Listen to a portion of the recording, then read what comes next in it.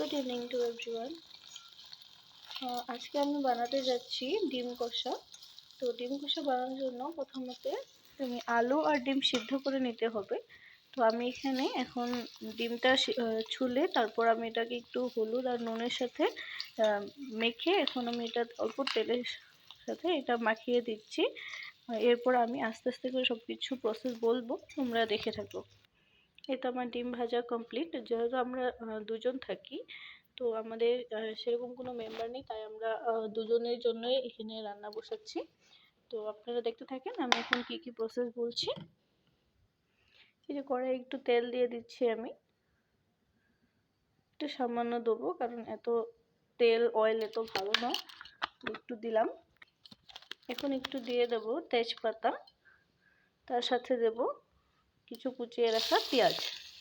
এখন একটু ভেজে নেব এটাকে।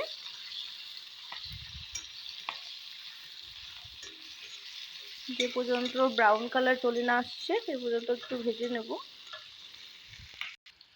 এটা একটু একটু ব্রাউন কালারও চলে আসছে, আমি আরও একটু সামান্য ভেজে নিচ্ছি, একটু বাড়িয়ে নিই।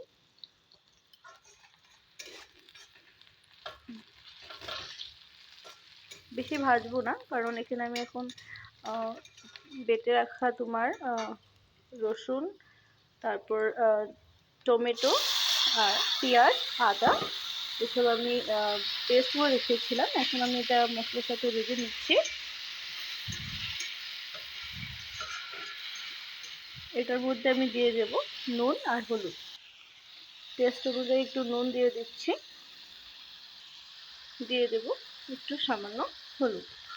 এখন একটু ভেজে নিচ্ছি, যে পর্যন্ত মশলা থেকে একটু তেল তুলে না আসছে সে পর্যন্ত একটু ভেজে নেব।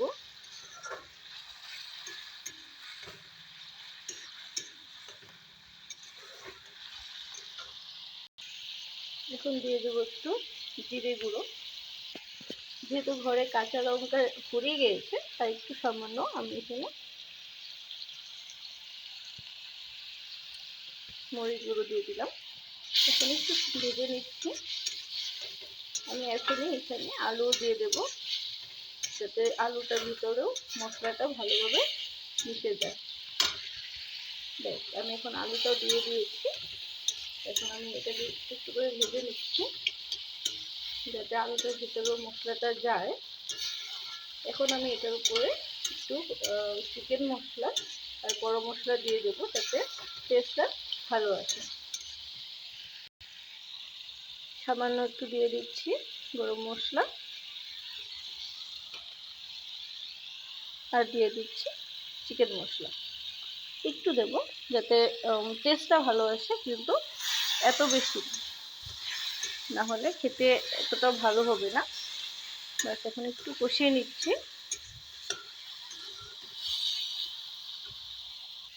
এটা আমার বানানো হয়ে গেছে। এখন মশলা থেকে তেলও বেরিয়ে আসছে, তো আমি এখানে একটু জল মিশিয়ে দিচ্ছি। যেহেতু এর সাথে ডাল আছে খাওয়ার জন্য, তাই একটু সামান্য জল দিচ্ছি আমি। ব্যাস, আমি এখানে জল দিয়ে দিয়েছি। একটু সামান্য যখন ফুটে ফুটে আসবে, তখন আমি এখানে ডিম দিয়ে দেব। এর সাথে যেহেতু আমি ডাল বানিয়েছি, তো ডাল তো আছে, তার সাথে আমি গরম গরম ভাত, ব্যাস হয়ে যাবে রাতের ডিনার। এরকম করে বানিয়ে খেয়ে দেখো, তোমাদেরও ভালো লাগবে, ঠিক আছে? আর এখন আমি এটা একটু একটু সামান্য ফুটে আসছে, আর আমি এখন দিয়ে দেব ডিম। ব্যাস, হয়ে গেছে। এখন একটু সামান্য যখন ঝোলটা শুকিয়ে আসবে, তখনই আমি এটাকে নামিয়ে দেবো।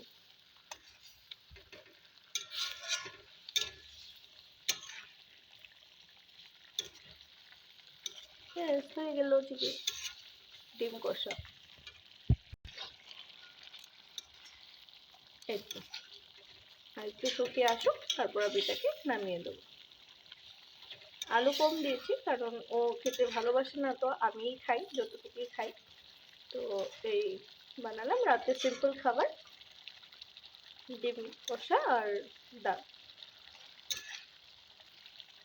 তার সাথে রয়েছে কিছু ভাত গরম গরম। ব্যাস, আজকে রাতের ডিনার এতটুকুই।